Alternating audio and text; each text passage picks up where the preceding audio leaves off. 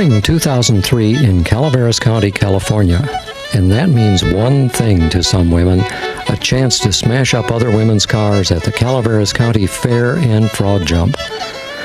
This is the story of two women who dream of taking home the winner's trophy in the Powder Puff event at the annual Destruction Derby.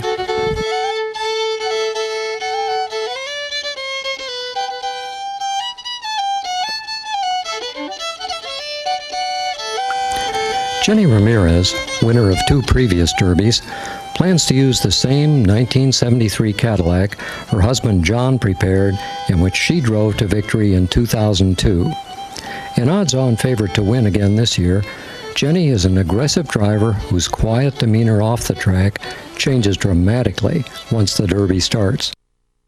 Janelle Pierce, a competitor in 5 previous derbies, suffered a big disappointment last year when the car she planned to drive was destroyed while her husband drove it in a preliminary heat. This year, she's determined to erase that disappointment. She can't wait to get out there and smash up some other ladies' cars. I don't know if people have a stereotype really about what a derby driver, especially a woman demolition derby driver, is supposed to be. I know when I've told people in the past, they've definitely been a little surprised. I don't know if it's because of my age or if people do have a stereotype, it's probably of like a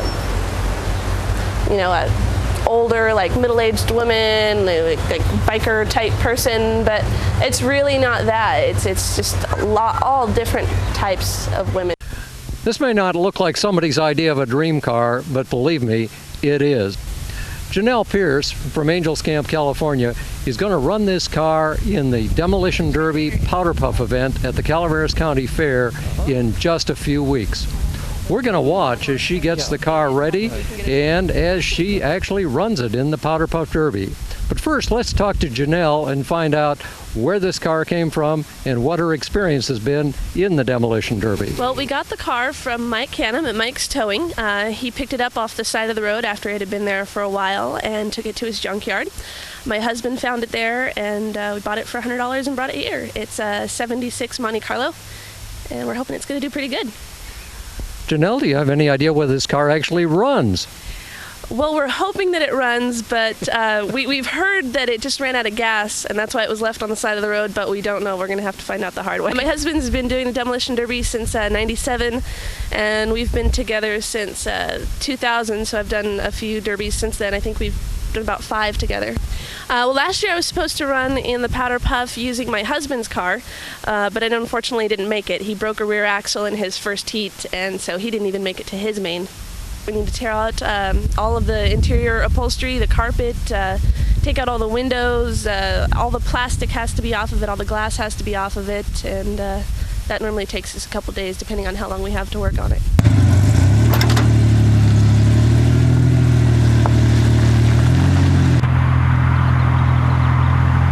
Keith and Janelle strip away unnecessary parts, beginning what will be several weeks of work on the car. Keith contributes the expertise and muscle to turn the abandoned Monte Carlo into a destruction derby machine. The motor turns over. Looks like it's gonna run.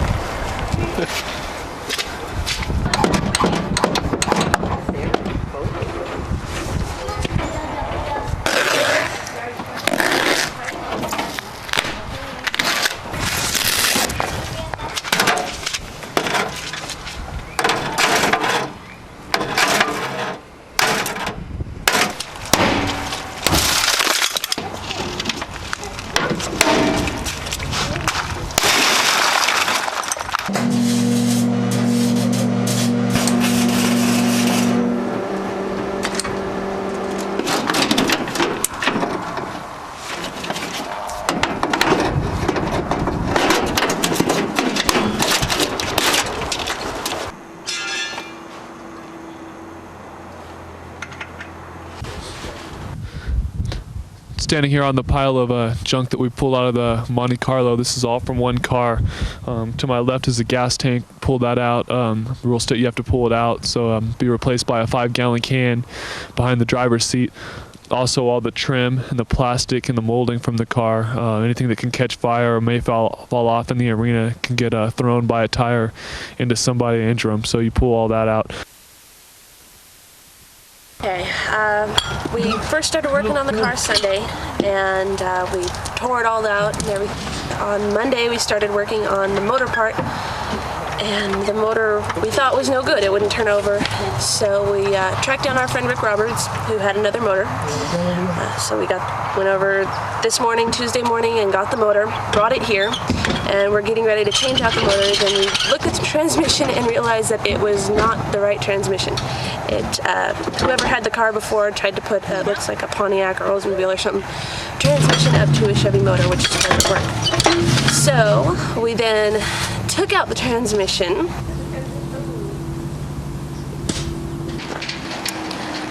put in another Chevy transmission,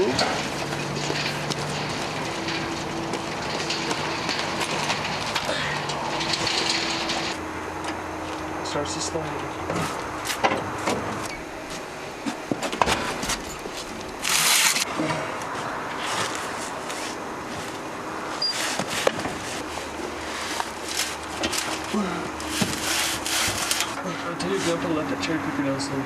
let it down slowly. It took us about 3 hours to get the thing lined up right so we could get the bolts in. And now we've got that hooked up, so the engine should turn over. Well, now the engine's not turning over again. So at this point, we really don't know what's going on. We think it might be the flywheel or something. We're not sure. So we're gonna have to take it all out again and figure out what's going on. Since the last time you came by, pulled the whole motor and tranny out. The motor was no good, had a rod knock. The transmission that was in it had one bolt connected to the motor. It was some kind of Buick or Oldsmobile transmission. Junked all that out, put the other motor and transmission that I had in the back of my truck in, lined up okay, everything bolted in except for the drive line. Now is about 4 inches too long. We're gonna have to cut and make a new drive line. Everything's been stripped, it turns over. The only thing that needs to be done is timed and put the drive line in. It should run. While Janelle and Keith struggle to get the Monte Carlo running, John Ramirez is confident that the 1973 Cadillac his wife drove to victory last year will help her take the trophy again this year. And I had a buddy that had the 73 Cadillac sitting in his driveway, and I said, well, what the heck, I'll get the car and we'll put it together real quick. Some people pay up to $600 for a derby car. I don't believe in paying over $100 for a derby car. And luckily I got this Cadillac, like I said, which is a good car, for free. So we built the car, and the decision was I would take it in, get a couple dents in it, test it out, make sure it was going to hold up, and try to get things going on it, working the body and stuff like that on it. And then we would save the car for the powder puff for Jenny to finish it off. The rear end of this car, the back end of this car held up excellent. She only made about, I'd say, 4 or 5 hits with the rear end of this car, and this is all the damage that was done to it. Jenny's car number is 002. The first year she drove drove my car, which was 00, and she said she wanted to be 002.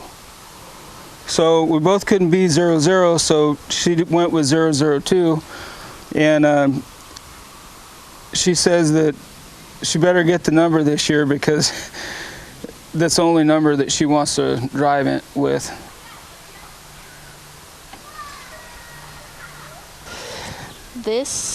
I won the first year that I drove, I drive the T-Bird, drove the T-Bird. And then this was last year with this car, my own car. And this was also last year. This was the most aggressive driver car. It's what the crowd votes on. Well, I got out there in the beginning, and then I'm sitting there, and when you're really nervous, or at least I'm really nervous when it all starts, and I'm sitting there, and waiting is the worst part for them to go. And then I was looking out, and my dad walked up, and I'm so nervous that I'm like almost in tears just because it's so exciting and so nervous, and I could barely look at my dad. I kind of waved, and then they said go or whatever it is, flags are waving and that kind of stuff, and so I basically just started driving, and I knew what I wanted to do. Didn't have a plan to get there, but I knew what I wanted to do, and I basically just did it. I was planning on putting her completely over the log, but I just wasn't quite able to get her over there. If she would have hung in just a bit more, we would have. But that front end hit where she did the first time, she really hurt her ribs. She ended up having to go to the hospital. I think she broke a couple ribs or something. So yeah, I was pretty surprised to hear the horn. I wasn't ready for it. I never even heard them do the most aggressive car thing. I had no idea. I was yelling the whole time. I get way excited. I felt great. You know, I almost wanted to cry because it felt so good. I was so happy for her. I mean, I get chills and almost tears in my eyes every time I watch the tape, and I've watched it about 200 times. Fast forward to 2003, and it looks like weeks of hard work and frustration are about to pay off for Janelle. She tries to start the car.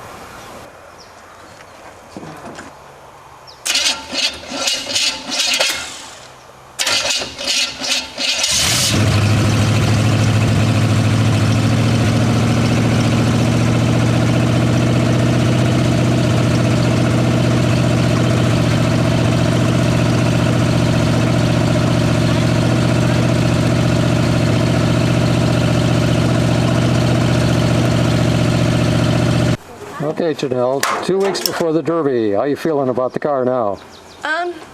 Pretty good. It seems to be coming together all right. We've done a lot of work on it and everything else, and we actually got it running. It seemed like we'd never get here, but we did.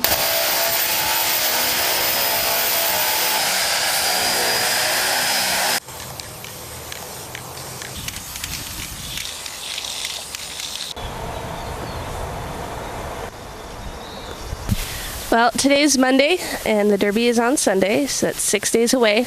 Right now we're doing the finishing touches on the paint job. Our radiator sprung a leak, so right now Keith is over picking up a radiator. We're going to have to change out the radiator. We have to do the battery mount and also put in these pipes here, which are going to be my the cage that protects me from getting smushed. And that basically goes in one behind the driver's seat and one across the front.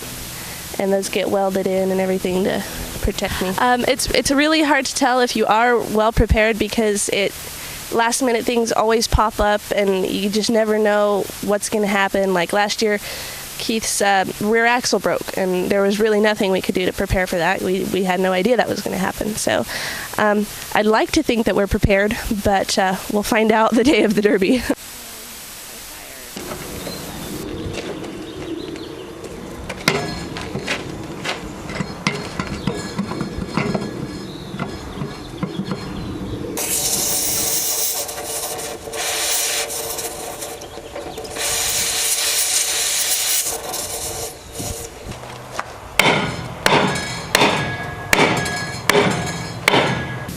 Okay, we're here on the day of the big race. Janelle's got her Monte Carlo set and ready to go. This is when it gets a chance to prove its mettle. Janelle, how you feeling? A little nervous, naturally. Earlier today we were having some problems with the transmission fluid was leaking from around the dipstick, but I think we have that fixed. We were also having a problem, I think there was a cracked head in the motor. We were having water getting in the oil, but we put in some fix-it stuff, and hopefully that has fixed it, because when we drove it around a little bit, there was no water coming out the exhaust. So I think it's okay. I think we drove it out for a pretty car, drove it back. There were no problems. It didn't heat up. So I think we're going to be okay. Okay, on the back end, people probably noticed this in derbies before. There's always people pounding with sledgehammers on the back of the car, and what that is it's so that the back end of the car, when it gets hit, folds up instead of folding down, because if it folds down, then you're dragging it on the ground and you don't get to go very fast, or worst case, it can bend in and pinch the back tires, and then your back tires don't turn at all and you have no power. So that's why you always see people pounding on the back of the cars, and that's what's going on right now. This is the same car I used last year with basically some touch-ups from Johnny. Johnny beat things into proper place, and then we just repainted it, minor touches, and it was ready to go. No strategy, just drive. I said, I think I'm gonna throw up.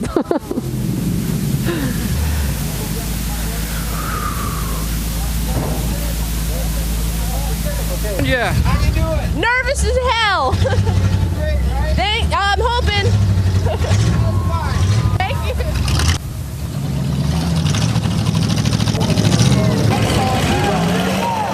The Derby starts, and 11 cars take to the field. Jenny, in 002, gets a couple of cars in her sights, but has only near misses, before scoring a solid hit.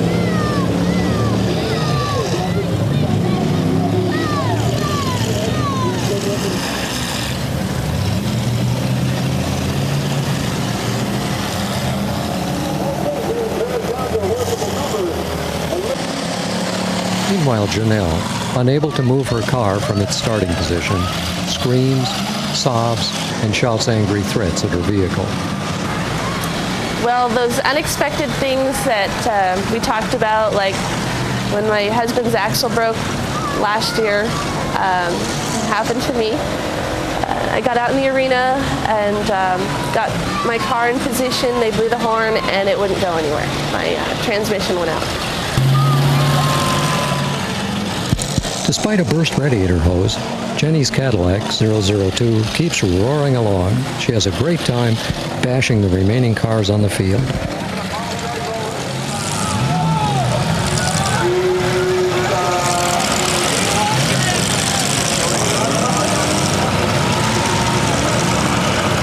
Janelle finally realizes that her car is not going to move.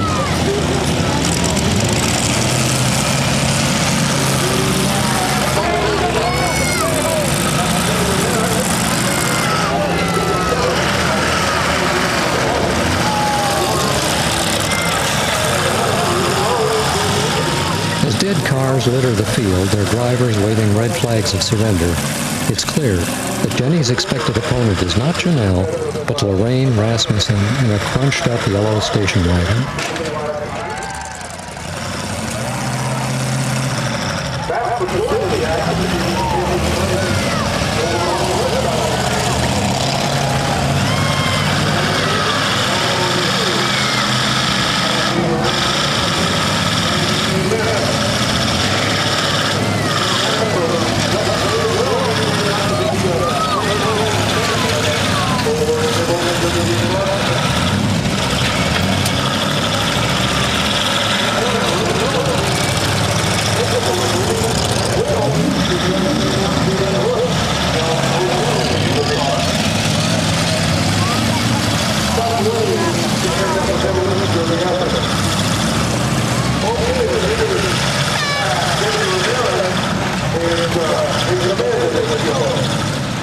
The two remaining drivers, Jenny in car 002 and Lorraine in what's left of the yellow station wagon, duke it out, only to end the event locked together in a mangled embrace. There is no clear winner. The crowd waits for the judge's decision.